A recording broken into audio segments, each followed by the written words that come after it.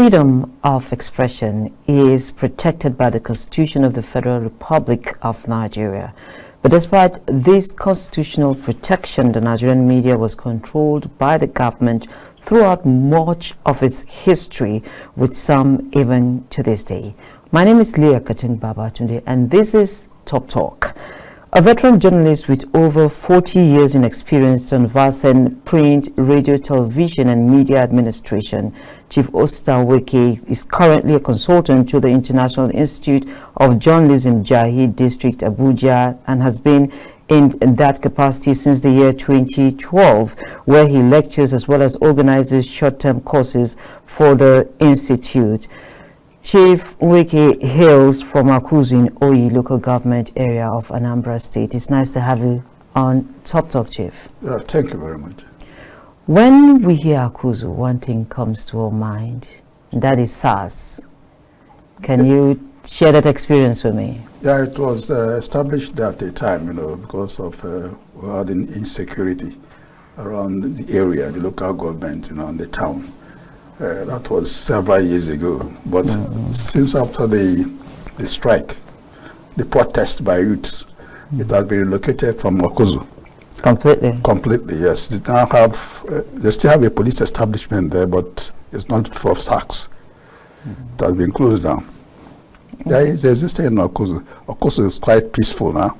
We have a traditional ruler, Professor Charles Anikweze, who is the traditional ruler. He has relocated to that place, to Akuzu, and has made Akuzu quite peaceful. We don't have any incident of kidnapping or armed robbery in the community. Okay, very lovely update there. Yes. Because I thought to really ask that question, and this information is actually not out there. As a practitioner, are you people not doing so much to give us this update?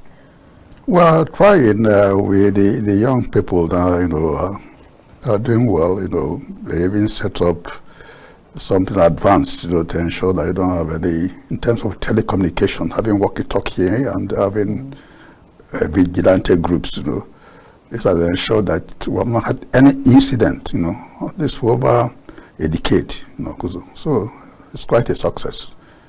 Okay, we hope it doesn't happen again. Yeah. You've been in this industry for over 40 years. Yes. How has it been? Yeah, how I started, after I finished my first degree in University of Lagos, I was a pioneer staff of Anambra Channel 50, established by Governor Jim Wood in 1982. I was employed as a features editor. Subsequently, I entered the reporterial team, I went to reporting, I became a reporter, and I was sent to cover the government house as government house correspondent.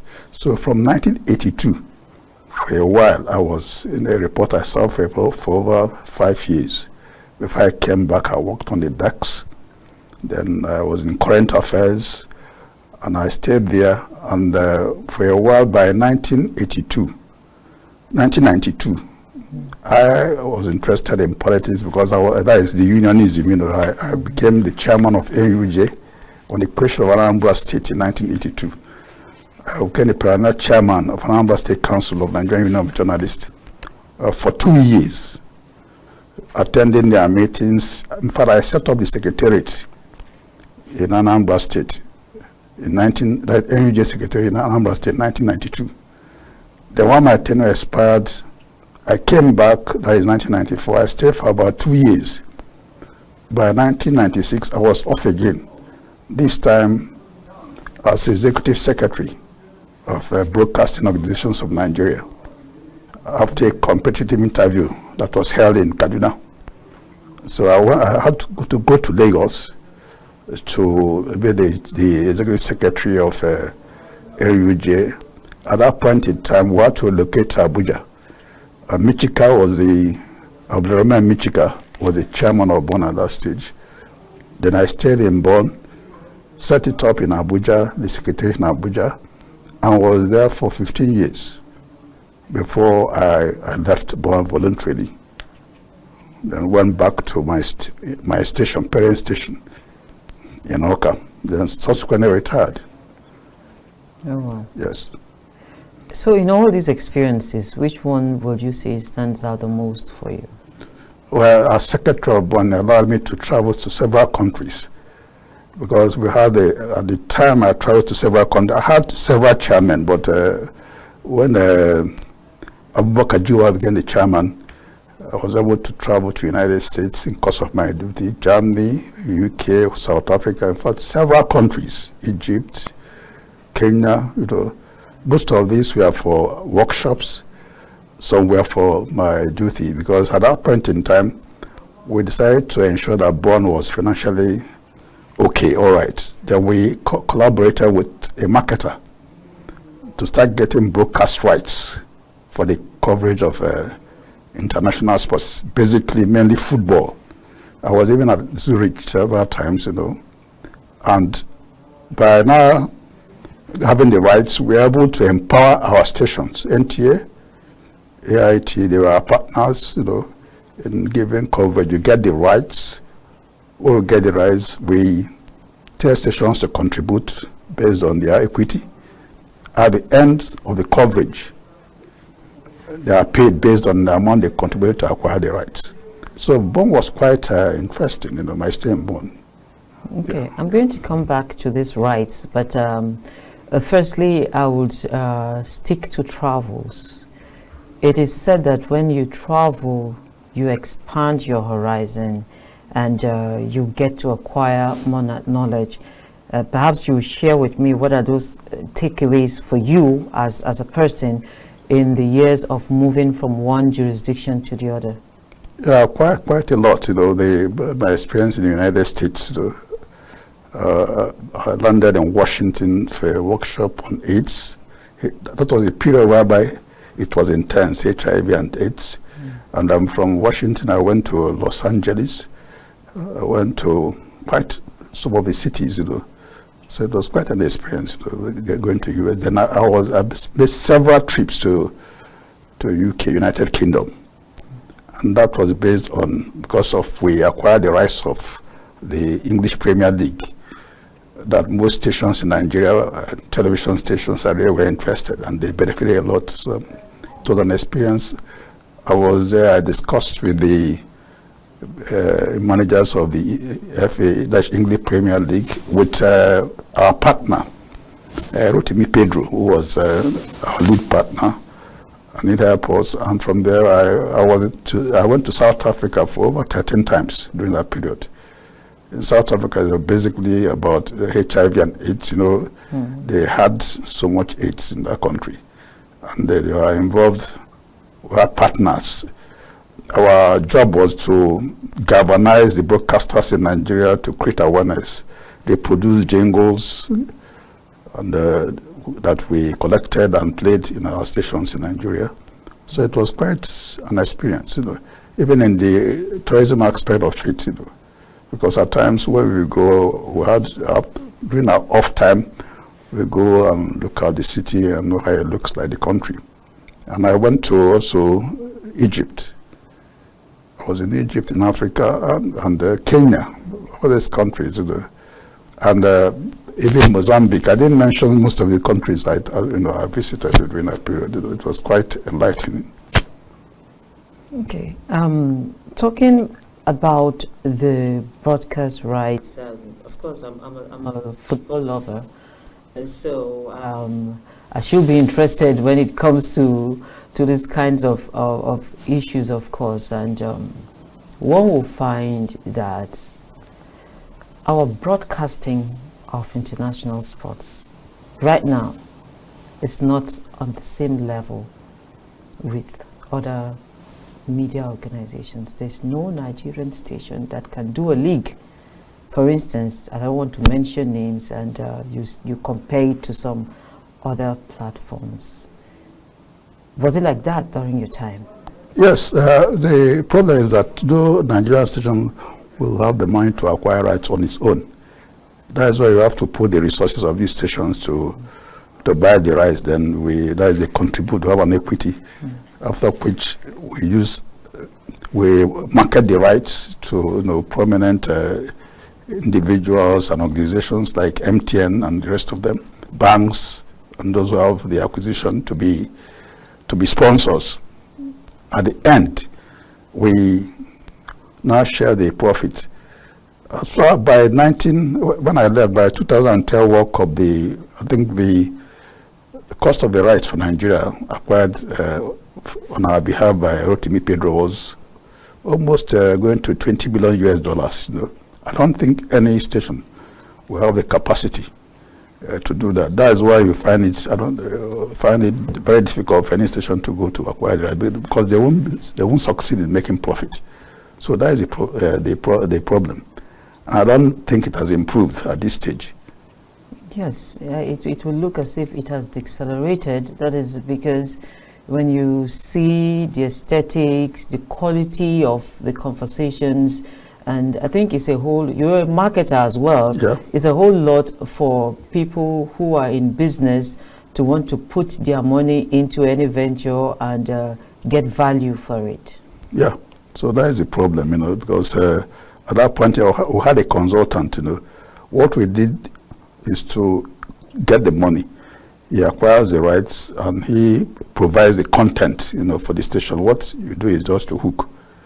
He will get the sponsors and advertisers for classical advertising, and will ensure that the station just hook, and for them make money. I don't think they are doing that successfully now as we used to at that point in time.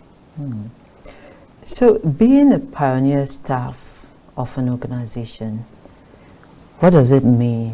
What is the building process like? Yeah, when I came into the Channel 50 as a pioneer staff, we had to live in makeshift buildings, first of all, the initial stage. At that time, we had not built the headquarters of the television station. So everything was skeletal, you know. We started, then after about 1 year, or 1.5 years, we went to our headquarters. And the rebel Jim Mobudo was quite enthusiastic on having the television station owned by the state because of NTA. At that point in time, NTA was under the federal government, which had a different political party, that is National Party of Nigeria, you know, as the management had to listen to the government at the center, which meant that some programs or some activities of the state government was not featured, you know, deliberately. So Jim had to ensure that he set up that station. And the pioneer staff was not among the privileged few that traveled to United States for training. So when they recruited the staff, they had to send most of them, especially programs and new staff, even in the engineering staff, to go for training with the affiliate they had in the United States.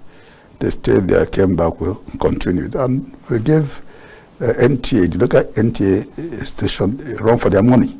At that point, from 1982 to 1983 elections. That at a stage, we had to even, during the elections in 1983, we had to announce results. That is because we felt that Wobudo was being rigged out, which was what people believed at that point in time. The state station was announcing the results of the elections at that point in time. So it was quite interesting, being the pioneer staff of Channel 50. There is a television station owned by the state government, and it still exists up to today. Okay. So when you say you had to announce the results, is it like when the electoral body, I think it was the NEC, right? Yes. Well, it was NEC. Is it like when NEC was reading from the local government level? Is it what we have today? Is it the same process? Yes, it was the same process, but what we did was that we felt that they were announcing the wrong results. So got our own results from the polling booths to announce. Where was NBC?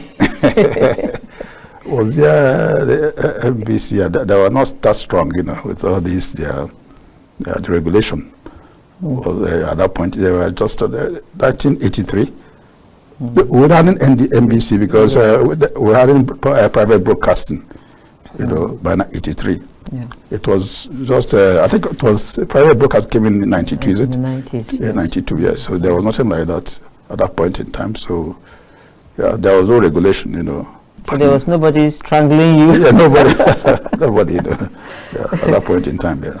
Okay, so what does it feel like to have played in the system at that time and what we have now? I'm asking this question because we know that broadcasting is already shifting away from what we are even practicing now as a country. Yeah. Yeah, the problem is the difference, because we had professionalism at that point in time, you know. People had to, the ethics of the profession was slightly obeyed, you know, unlike what we have today, whereby you see you have a lot of private stations, people just gone, they can't even pronounce names, you don't make any effort. Unless you ask me about you know, they don't say anything. There is absence of professionalism. Secondly, at this stage too, you know, the workers, you know, or staff of most radio and television stations are not paid. You know, they're not paid. They'll tell you, take your ID card and go and you know, make money. You know, we had in this type of thing at that point in time.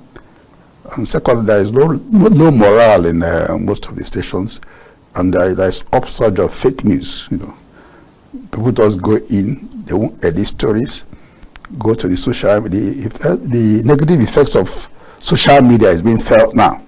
You just go to the social media and leave something without confirming whether it's true or whether it's correct or not, and you put in the news bulletin. The rehearsals are quite poor. Some don't do rehearsals, they just go to the studio and start talking. All these things did not occur at that point in time, you know. And even the NTA and the FRCN, you know, they are the flagship of the broadcasting at that point in time. And most of the pioneer staff of these stations came from these two stations, you know, that at that point in time.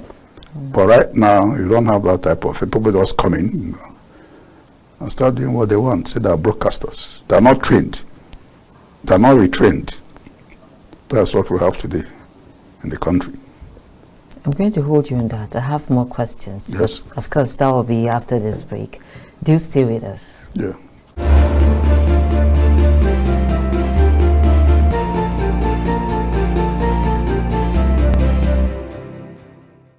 It's nice to have you still hang on to the conversation, and we're speaking with Chief Nweke. Chief, nice to have you still on the program, and perhaps you speak with me really about some of the issues you raised before we went on break. Yes.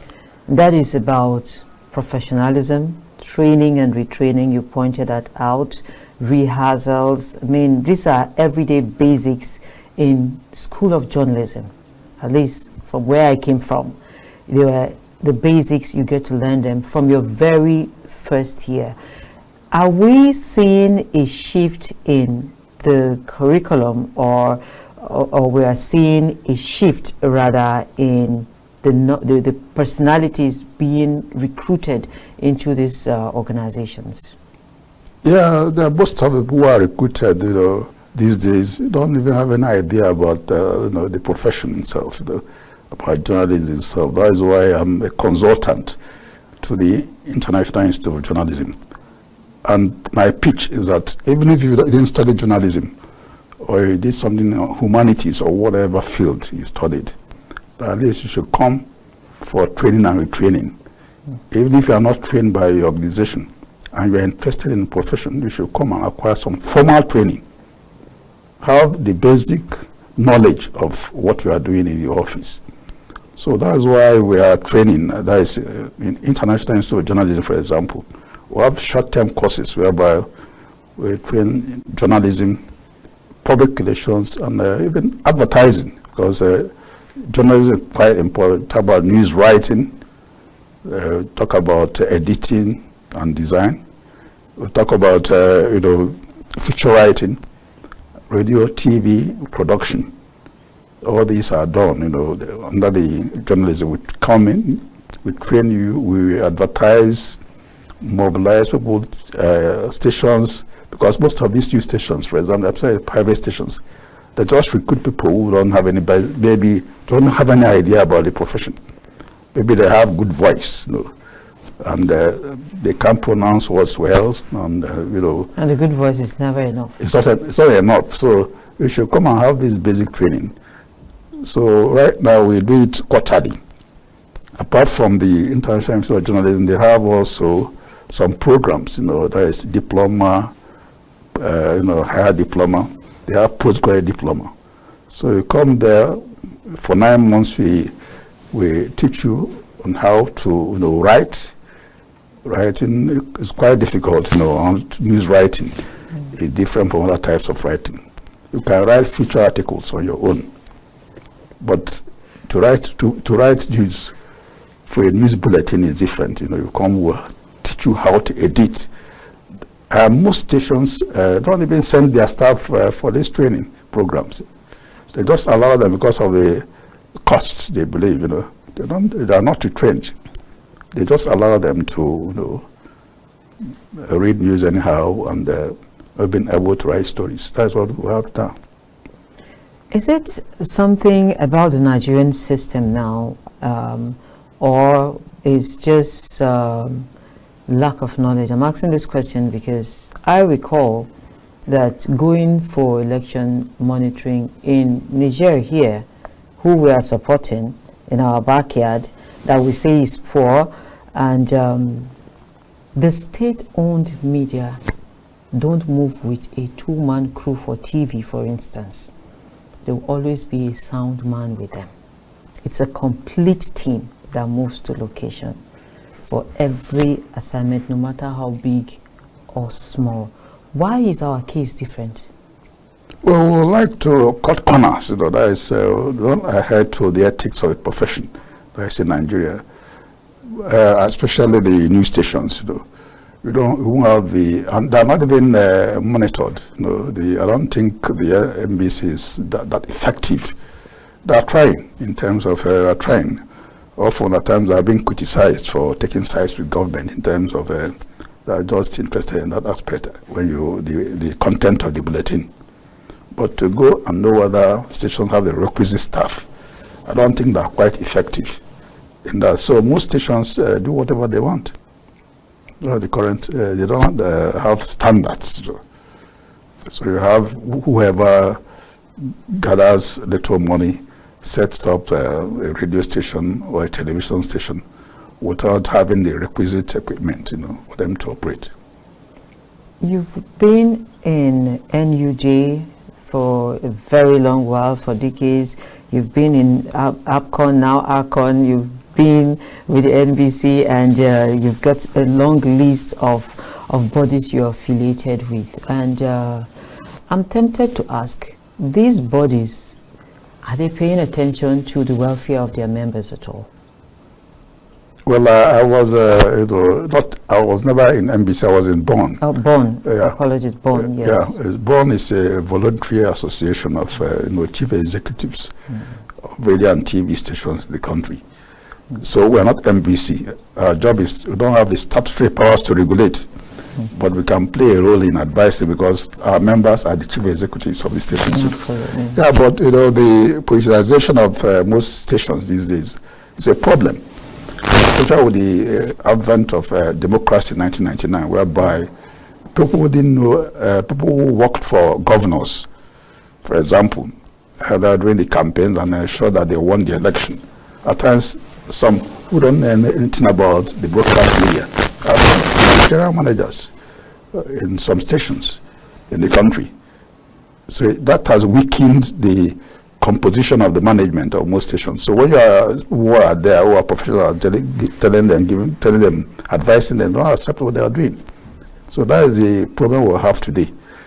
But in any case, in BORN, we are always against that, getting those who are not professionals to come and manage radio and television stations. But since you don't have the might, you don't own the stations, it's owned by the state governments. They do whatever they want. They get anybody they want. They can get outside the media and bring him to be the head of the station. That is number one point. So you have, within a period of time, let me give an example. Like advertisement, for example, in the states government, that is in state stations, for example, when the opposition, for example, will come with its money to place an advert in a station, and it won't be used because the governor is from a different political party, and you can't do anything about that. So that's the pathetic situation we have in the broadcasting stations, and this even affects the staff, because they can even get some staff who are not professionals, who don't know anything about the profession, to work in these stations. That is number one. In the NUJ, we tried our best. At least I set it up in Anambra State. They are quite strong. They have a secretariat. I procured the land in 1992, in which they have built a very large secretariat in Oka. And also, I'm an associate member of APCON, now Akron, because when I was born, I had to join it.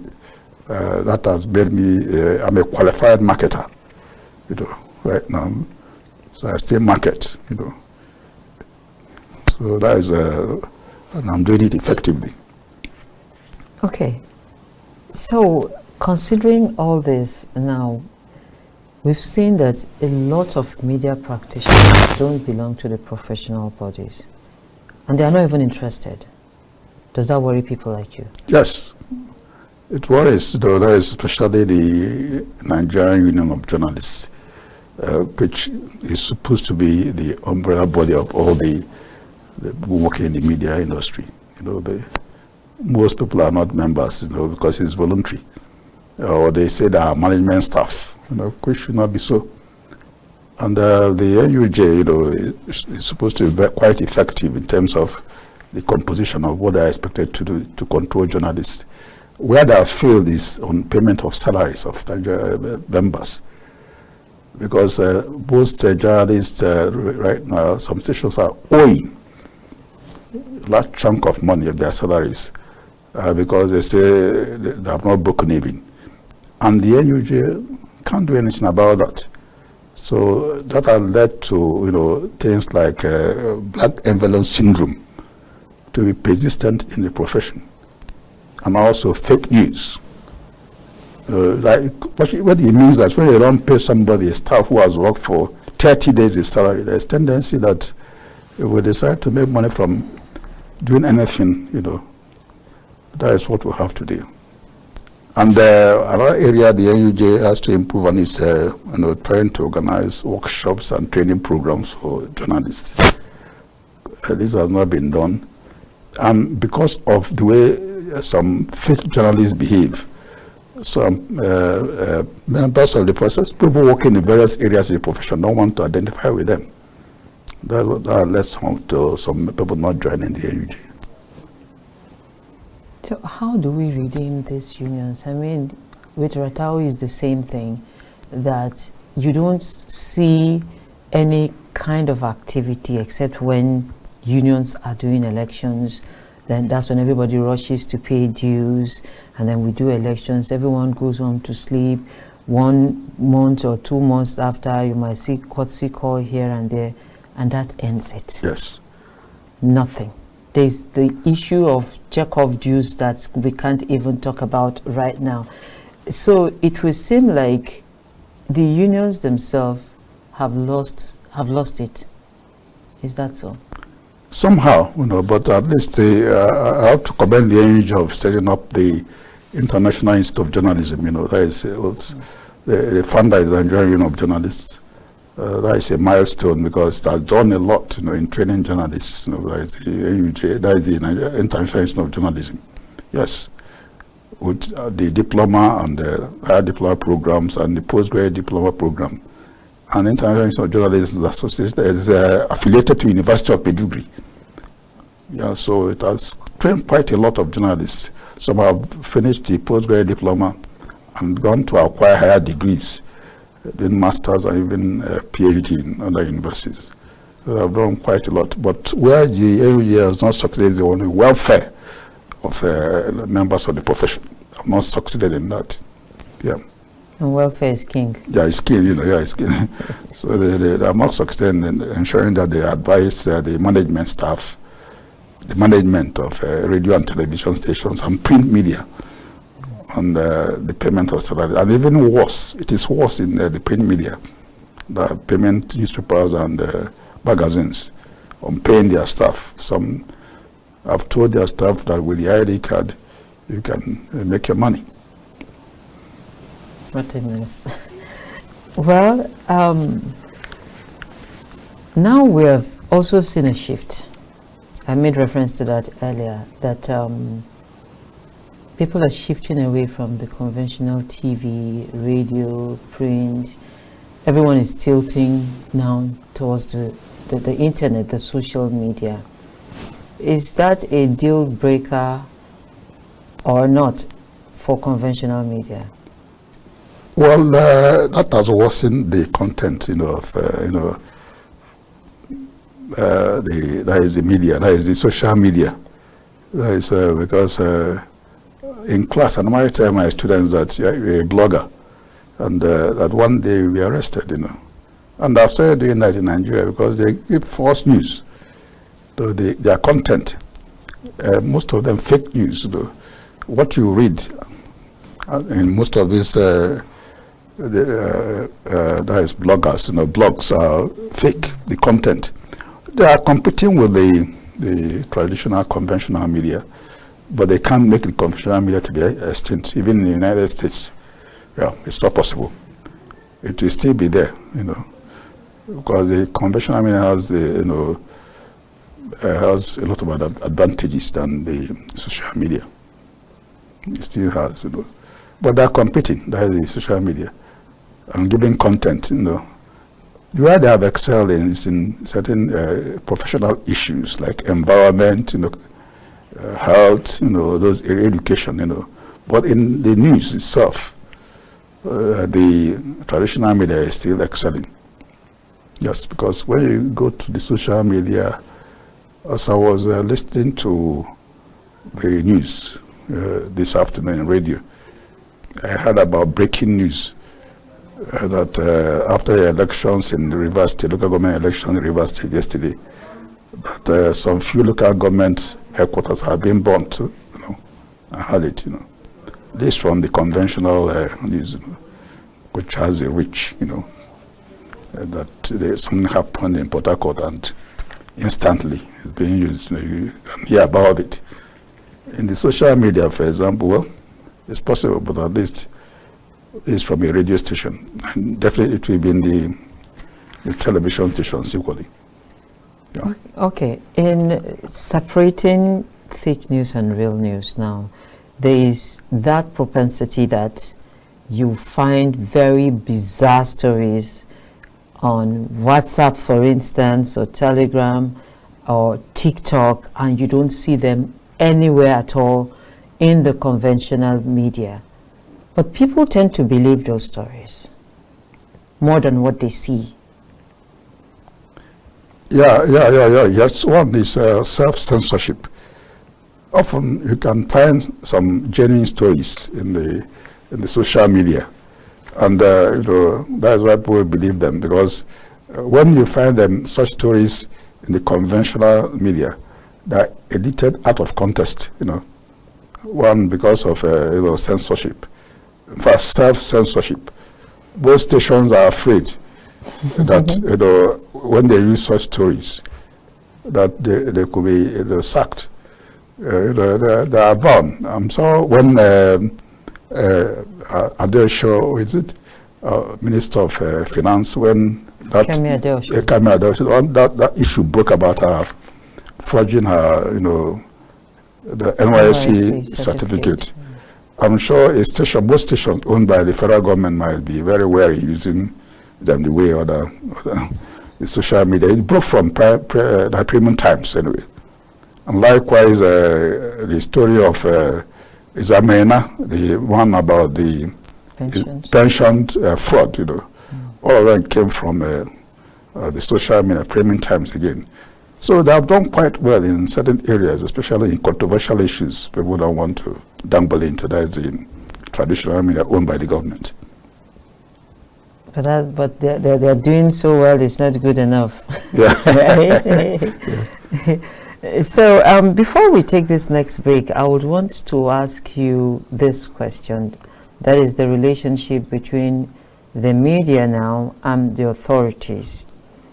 Is the media space in Nigeria being over-regulated? Yes, it's been, especially the broadcast media. Yes, the print media normally get away with it. The press council, I don't know whether it still exists. It does. But I don't know how effective they are in terms of regulating they were in court at a time, with the Nigerian Proprietary Association of Nigeria at a time.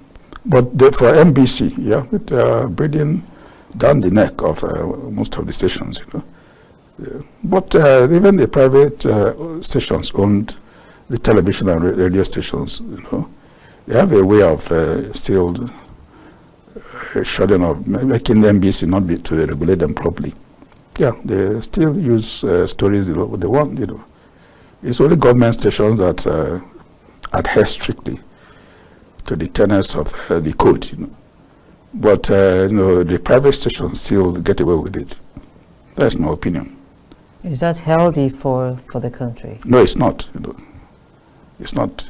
Yeah, there should be a limit in which the ambitions should not breathe down the neck of broadcasters, because if we do that, that's why the fake news in the social media will thrive. Then people have to go there. Once, for example, you believe when they use stories that are correct and are sanctioned, the NBC sanctions them. It all means that's why people will now rely more on the social media. I will be asking you after this break questions around advertising and marketing across media platforms. Stay with us. We'll be right back.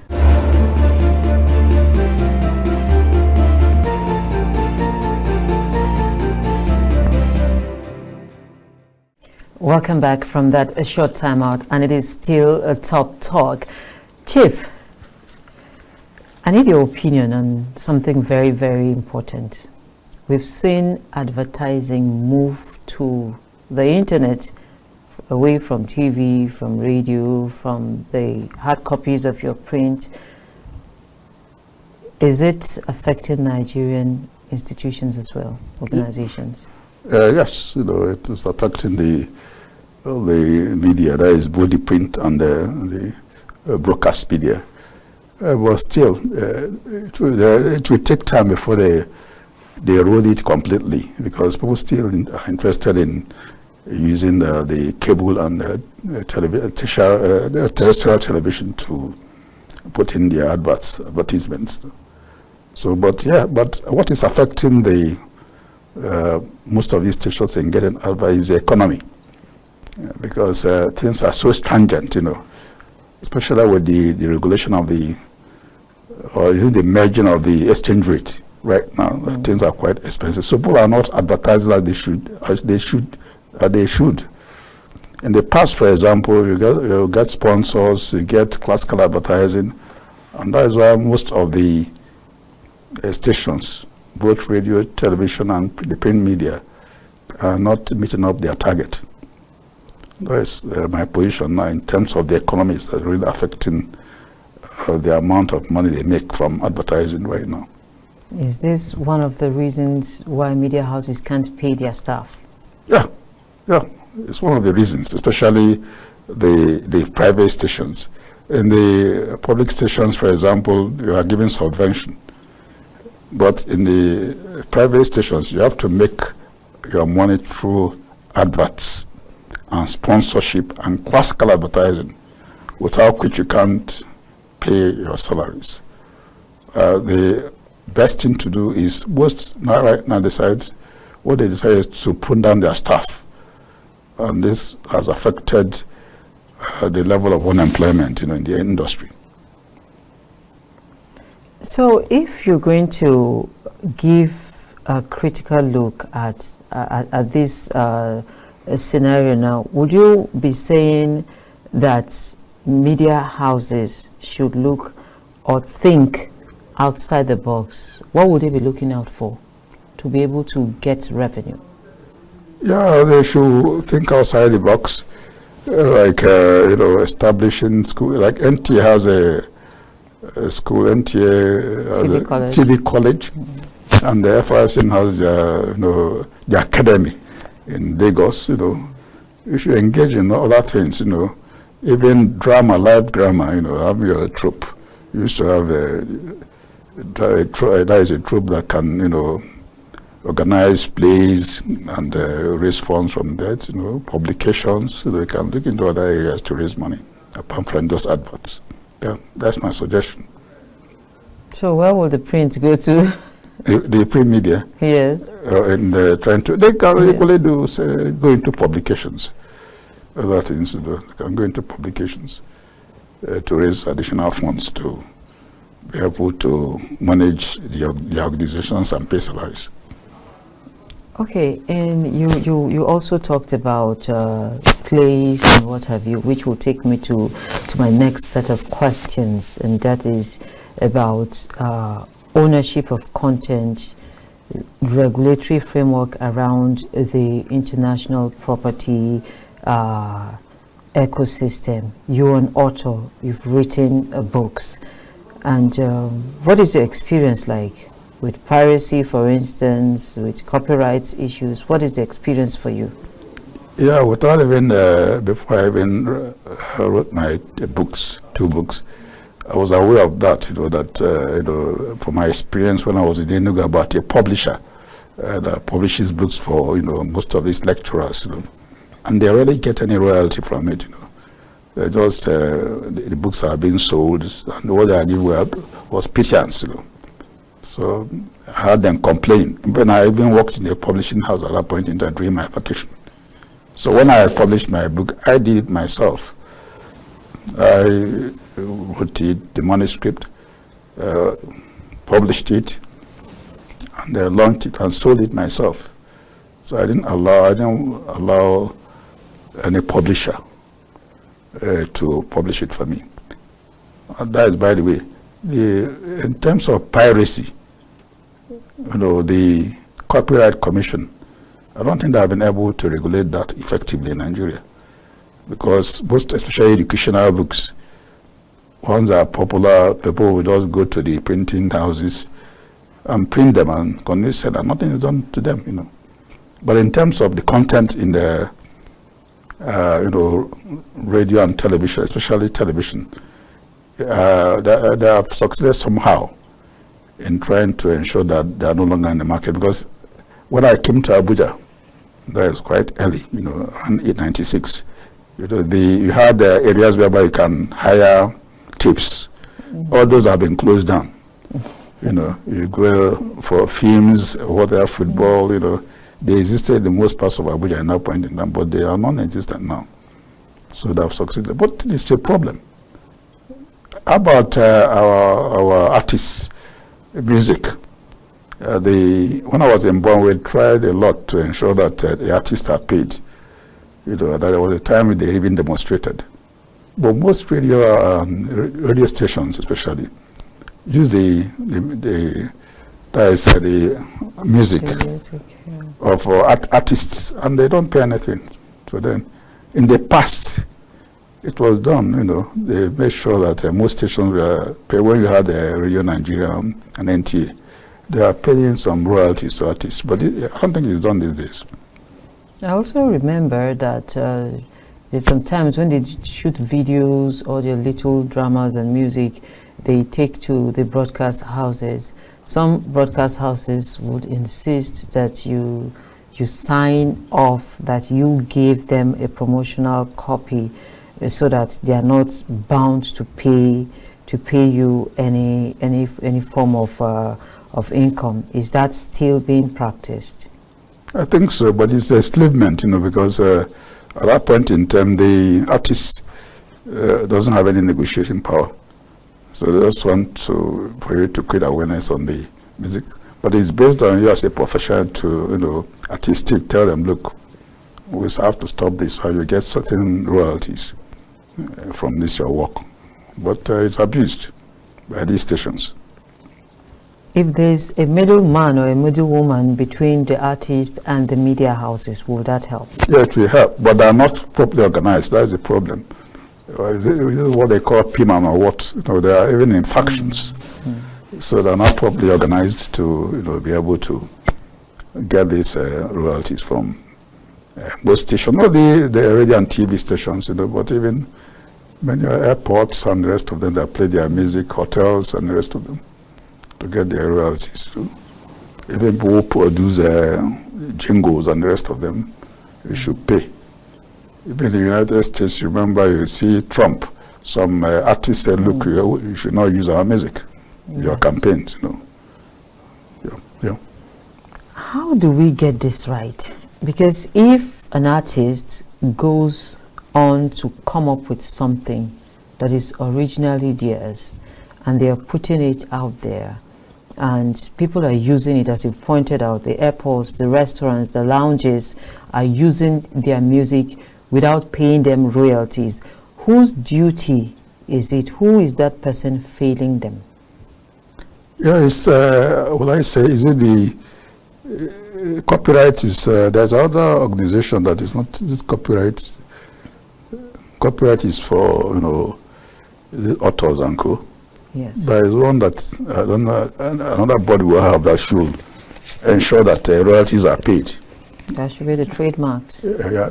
So all these artists, but they are not doing their work. So that is why it's they have stagnated. Some of the artists, apart from live shows and co, that's the only area they get their money, and through being used for as personalities in advertisements and co, billboards and the rest of them. That's why they make their funds. Apart from that, most of their works they don't get anything from it up till now. How do we see, because it will now look like the artists, that entire performing scene and the media houses are operating in silos. If they come together to operate, will that give us a stronger industry? You mean the artists and the... Yes, that's the performing artists now and the media houses. Well, I believe that the media houses will want to exploit them. That's why they're not quite interested, in getting, and because they are factionalized, they are not united by the artists. So they're basically exploiting them. I don't think the media houses want to come to, unless they are properly organized and maybe even take their cases to the court. That's how this issue can be resolved.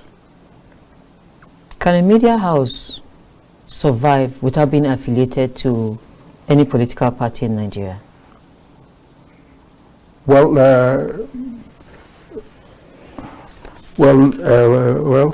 it might not be manifest, in terms of being surviving, because most media houses in Nigeria, they have their affiliations. It might not be manifest, in terms of like the government-owned stations. But we say, oh, look, this person is an owner, a shareholder in this body, is presumed. Yeah, but all of them have their areas of interest. Most of the media houses, radio, television, but some can survive because they're antagonistic to government, and they're still surviving. Yeah. But they could be antagonistic to government, but be affiliated to perhaps an opposition party. Okay. Yes. It's possible to be affiliated to the opposition party, or owned by people who are in the opposition party.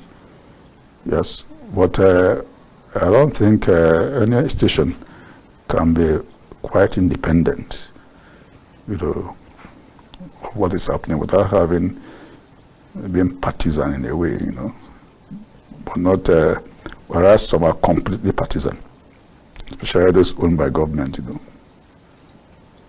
So when you were working in the States, for instance, And now that you are at the institute, has these kinds of developments gotten at any point in time to a place where there was perhaps a combustion that it just couldn't hold? Yes, when I was in the state station, it occurred. That was in 1983, during the election, whereby there was I was in the state-owned station. Then they had the NTA. We had a station whereby a news presenter in NTA Enugu suddenly, it was reading the news. Suddenly walked out of the station that he would no longer read the news as it's false. It occurred, and eventually came over to the state station and was even welcomed by the governor. Oh, wow. Yes, that happened in NTA. He walked out with this news bulletin that he can no longer continue reading this false information at that point in time. And there are incidences whereby people were they believe we are not loyal, We are sacked after we had a new government, because at that point in time, at a stage, Jim lost the elections in 82. Then you had an MPN government. So those who are in the state stations, most of them were relieved of their positions because they felt they were against the opposition that just came to power. Okay, I must sincerely thank you, Chief, for making out time for this conversation, and to have a beautiful day ahead. Yeah, thank you very much. And this is the much we can take on this episode of the program. Until we come your way again same time next week, I remain Leah Katung Babatunde. Enjoy the rest of your day.